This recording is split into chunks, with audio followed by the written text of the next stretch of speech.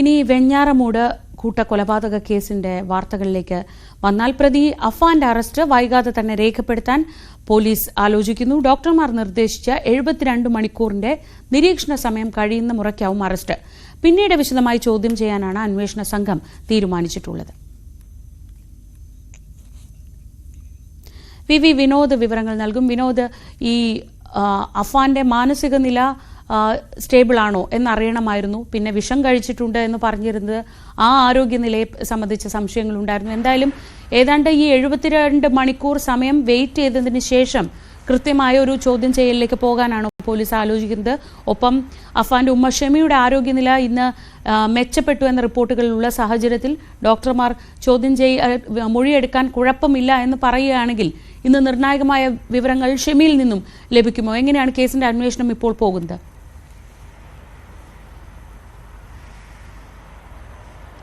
ശ്രീജ, ഇന്ന് പ്രധാനപ്പെട്ട ഒരു നടപടിയായി വരാനുള്ളത് ഷെമിയുടെ മൊഴിയെടുപ്പാണ്. ഒരുപക്ഷെ ആരോഗ്യസ്ഥിതി കൂടുതൽ മെച്ചപ്പെട്ടാൽ ഇന്ന് തന്നെ ആ മൊഴി രേഖപ്പെടുത്തും. നേരത്തെ മജിസ്ട്രേറ്റ് മൊഴി രേഖപ്പെടുത്തിയിരുന്നു. ഈ 5 കൊലപാതകങ്ങൾ നടന്ന കാര്യം ഷെമി ഇതുവരെ അറിഞ്ഞിട്ടില്ല. ഇവരുടെ ആരോഗ്യനില, താടിയലിനും അതോടൊപ്പം തന്നെ തലയോട്ടിക്കുമൊക്കെ പരിക്കുണ്ട്. ബോധം വന്നപ്പോൾ തന്നെ ഇളയ മകനെ കുറിച്ചാണ് ചോദിച്ചത്. മാത്രമല്ല, ഈ മൂത്ത മകന്റെ ഈ നിഷ്ഠൂരമായ കൊലപാതകങ്ങൾ, അത് ഈ കൊലപാതകം നടന്നു എന്ന് അറിയാത്തത് കൊണ്ട് തന്നെ താൻ കട്ടിലിൽ നിന്ന് വീണതാണെന്നാണ് ഷെമി പറയുന്ന ആദ്യത്തെ മൊഴിയായി നൽകിയത്. പക്ഷേ ഇനിയുള്ള ദിവസങ്ങളിൽ ഇനി അടുത്ത മൊഴി നൽകുമ്പോൾ ഈ കാര്യങ്ങളൊക്കെ മനസ്സിലാക്കുമ്പോൾ ഏത് തരത്തിലായിരിക്കും അവരുടെ പ്രതികരണം എന്നത് അറിയേണ്ടതുണ്ട്. അഫാന്റെ കാര്യത്തിലും ഇതേ സാഹചര്യം തന്നെയാണ്. 72 മണിക്കൂർ നിരീക്ഷണ സമയമാണ് വൈദ്യസംഘം നേരത്തെ നിർദ്ദേശിച്ചത്. ആ സമയം ഏതാണ്ട് പൂർത്തിയാകാറാകുന്നു. ഈ സമയം പൂർത്തിയാകുന്ന മുറയ്ക്കായിരിക്കും തുടർന്നുള്ള നടപടികൾ, അറസ്റ്റ് ഉൾപ്പെടെയുള്ള കാര്യങ്ങളിലേക്ക് പോകും. അതിനുശേഷമായിരിക്കും കസ്റ്റഡിയിൽ ആവശ്യപ്പെട്ട് കൂടുതൽ വിശദമായി ചോദ്യം ചെയ്യുക. പക്ഷേ കഴിഞ്ഞ ദിവസങ്ങളിലൊക്കെ തന്നെ പ്രതിയുടെ മൊഴി അന്വേഷണ സംഘം രേഖപ്പെടുത്തിയിരുന്നു. സാമ്പത്തിക കാര്യങ്ങളാണ് ഇതിന് അടിസ്ഥാനമായതെന്നാണ് പറയുന്നത്.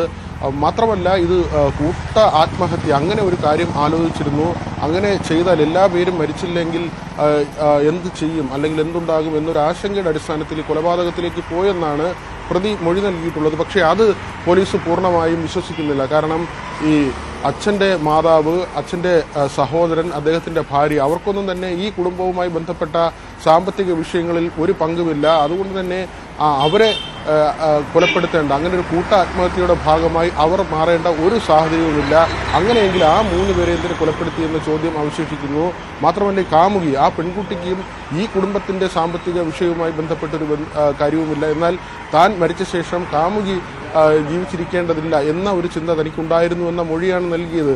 ഈ പ്രതി ഇത്രയും പേരെ കൊലപ്പെടുത്തിയ ശേഷം ആത്മഹത്യയ്ക്ക് ശ്രമിച്ചു, അതായത് എലിവിഷം കഴിച്ചു എന്ന കാര്യമാണ്. 5 പേരെ കൊലപ്പെടുത്തിയിട്ടും അങ്ങനെ ആത്മഹത്യ ചെയ്യാൻ ശ്രമിച്ച് പരാജയപ്പെട്ട ഒരാളാണോ, അല്ലെങ്കിൽ എന്തിന് പോലീസ് സ്റ്റേഷനിലേക്ക് പോയി? അങ്ങനെ ആത്മഹത്യ ചെയ്യാൻ തീരുമാനിച്ച ആളെങ്കിൽ പിന്നെ എന്തിനാണ് പോലീസ് സ്റ്റേഷനിൽ ചെന്ന് താൻ ഈ 6 പേരെ കൊലപ്പെടുത്തിയിട്ടുണ്ട് എന്ന കാര്യം പറയുന്നതെന്ന ചോദ്യം കൂടി അവശേഷിക്കുന്നുണ്ട്. ഈ 5 പേരെ കൊന്ന ആളിന് ആത്മഹത്യയെങ്കിൽ ആ വഴി തിരഞ്ഞെടുക്കാമായിരുന്നു. അതിനപ്പുറം ഈ പോലീസ് സ്റ്റേഷനിലേക്ക് പോയത് സ്വന്തം ജീവൻ രക്ഷിക്കാൻ വേണ്ടിയുള്ള ഒരു നാടകമായിരുന്നു എന്ന സംശയവും ബലപ്പെടുന്നുണ്ട്. ഈ കാര്യങ്ങളിലെല്ലാം തന്നെ വ്യക്തത വരേണ്ടതുണ്ട്. മാത്രമല്ല, അഫാന്റെ പിതാവ്, വിദേശത്തുള്ള പിതാവ് പറയുന്നത് തനിക്ക് ചില സാമ്പത്തിക ബാധ്യതകളുണ്ടായിരുന്നു.